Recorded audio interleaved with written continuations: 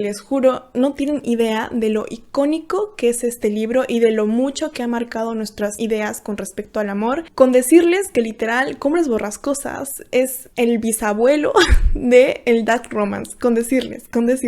Además que la polémica de Emerald Fennell comenzó por allí, así que vamos a ir por la punta de nuestro iceberg. Les voy a contar un súper resumen de qué trata Cumbres Borrascosas por si no saben o no se han leído el libro. Es de Emily Bronte, esto salió en 1847 y está ambientado en los páramos de Inglaterra. Hay mucha neblina, mucha lluvia, es medio salvaje. Cuestión que hay una casa allí que se llama Cumbres Borrascosas. La historia inicia cuando el señor Lodwood, que es un viajante, decide hospedarse en Cumbres Borrascosas una noche. Y allí como que lo tratan la gente con mucha hostilidad, como que él siente que hay algo raro, ¿no? Entonces le pregunta al ama de llaves, que es la señora Nelly, ¿qué está pasando? ¿Cuál es la historia? ¿Qué pasó aquí, no? Literal, en una noche la señora Nelly le va a contar todo el chisme de ese lugar. Entonces, bueno, básicamente el problema inició hace muchos años. Allí en Cumbres Borrascosas vivía una familia, un padre con sus dos hijos, que era Hindley, el mayor de 14 años, y Catherine de 6 años. La cosa empieza a andar mal cuando de la nada el padre llega un día y trae a un niño con él, que es un niño con rasgos medio gitanos, moreno, al que van a llamar Heathcliff, que tiene 7 años. El señor lo adopta, una situación muy extraña, por cierto. De hecho, hay una teoría que dicen que incluso podría ser hasta medio hermano de Catherine, porque a ver, era muy raro que un señor de la nada trajera a un niño de la calle, decidiera adoptarlo, era algo muy raro, ¿no? A menos que fuera hijo ilegítimo suyo. La historia es returbia desde el principio, ¿ok? Al pobre Heathcliff lo discriminan desde el principio, por muchos motivos, ¿no? Primero por su etnia, luego también por su educación, todo el tiempo le están diciendo que es un salvaje, porque claro, no le dieron una educación buena, también por su clase social, ¿no? Porque él es un hijo ilegítimo, no tiene apellido, entonces todo el tiempo la gente a su alrededor lo está discriminando constantemente. Y si esto le aumenta hasta cuando muere el padre, el hermano Hindley, empieza a maltratar a sus anchas al pobre Heathcliff, pues la cosa empeora, ¿no? Obviamente. Y sobre todo empeora aún más porque este hermano Hindley se vuelve alcohólico y aísla a la familia. Nadie quiere visitarlos. Catherine y Heathcliff crecen con este trauma de ver tanta violencia en su casa por parte de Hindley sobre todo, que pues bueno, se crea como un vínculo medio traumático aquí entre ellos dos, quizá por este trauma que comparten. Sería muy interesante que hagan un análisis psicológico alguna vez de estos personajes porque tiene mucho que ver este trauma en su vida como para el vínculo que ellos dos tienen. Ese amor medio obsesivo, destructivo. Ellos crecen juntos. Cuando Catherine entra a la adolescencia, conoce a un vecino que se llama Linton, que es todo lo contrario a Heathcliff. Él sí es un rubio, guapo, amable. Al final ya decide casarse con Linton porque claro, Linton tiene apellido, tiene seguridad, dinero y Heathcliff no. Incluso ya dice que le degradaría casarse con Heathcliff. Y Heathcliff escucha eso y se molesta mucho, le duele tanto todo esto que se va, huye esa misma noche y Catherine queda destrozada. Literalmente, esta escena no sale en la película, pero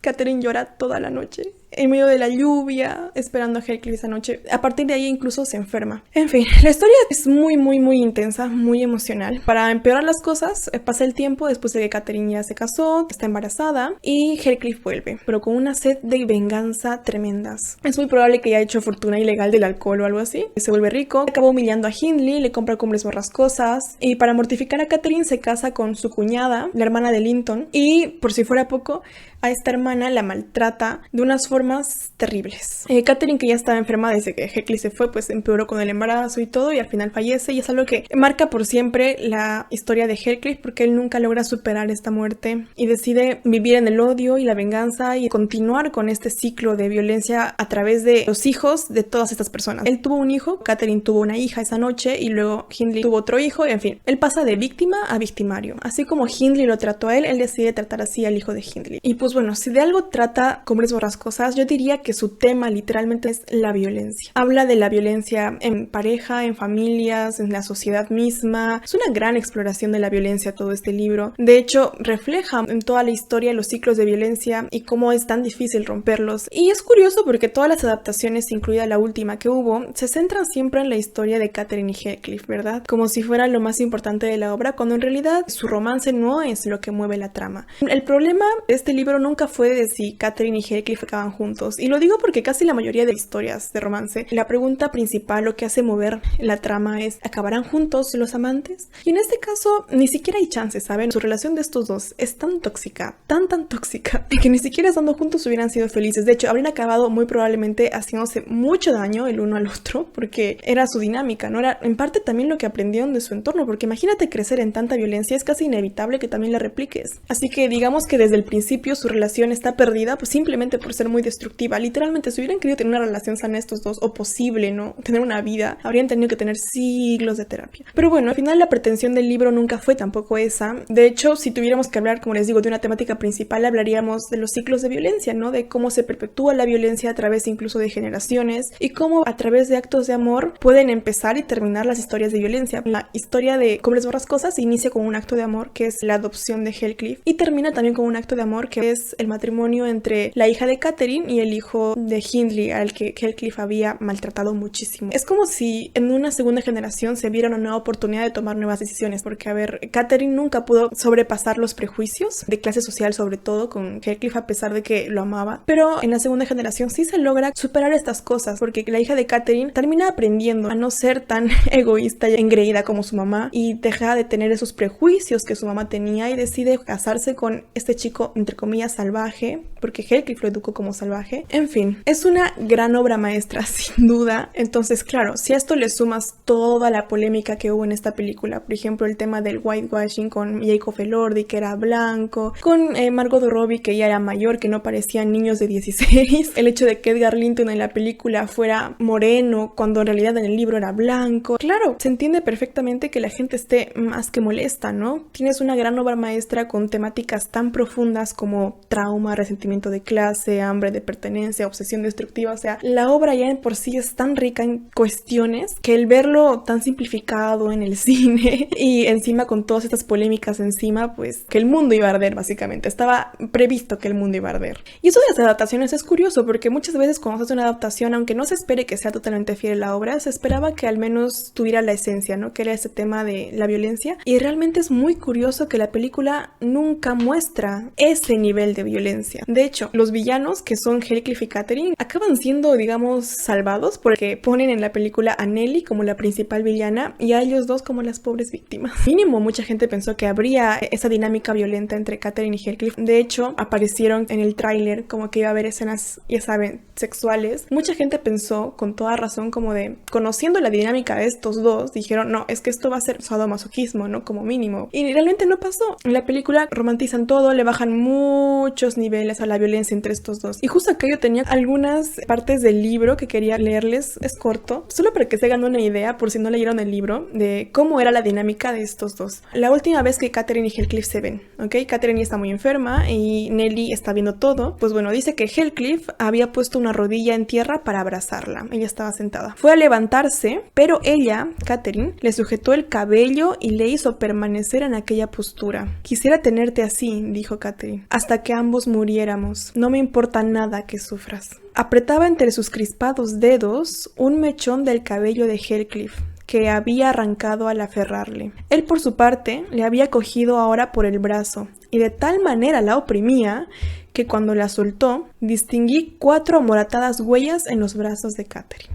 Eso dice Nellie. Luego se separan estos dos y dice, un instante estuvieron separados. Luego Catherine se precipitó hacia él y él la abrazó de tal modo que temí que mi señora, o sea Catherine, no saliera con vida de sus brazos. Me pareció que no me hallaba en compañía de seres humanos. Bueno, eso es una pequeña muestra de cómo era la dinámica de estos dos. Claramente ahí pueden vislumbrar que hay mucha violencia verbal, física, hasta psicológica, ¿no? Como...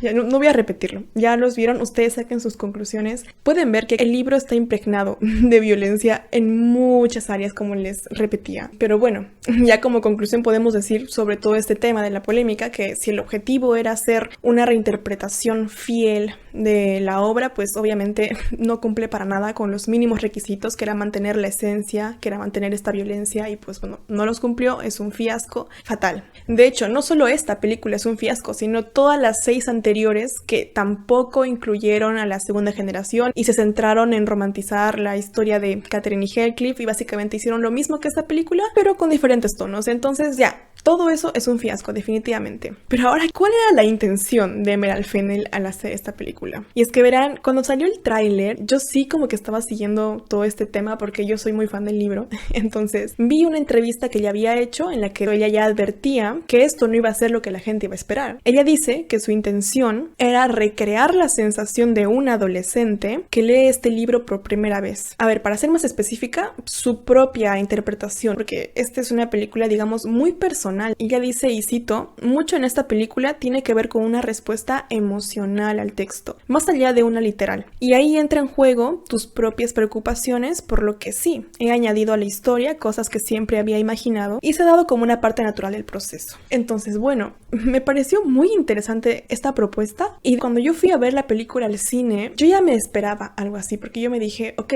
piénsalo así, vamos a entrar a la mente de una niña de 13 años, 14 años, que está en plena pubertad, adolescencia, que está leyendo por primera vez este libro. Y les juro que absolutamente todo lo que vi me hizo completo sentido. Yo dije, es que, wow, lo ha logrado. Yo sentí, ¿no? Como que era la perfecta representación de lo que pensaría una niña de 13 años si lee este libro. Hasta me recordó a mí, ¿saben? Porque me trajo flashbacks de Vietnam.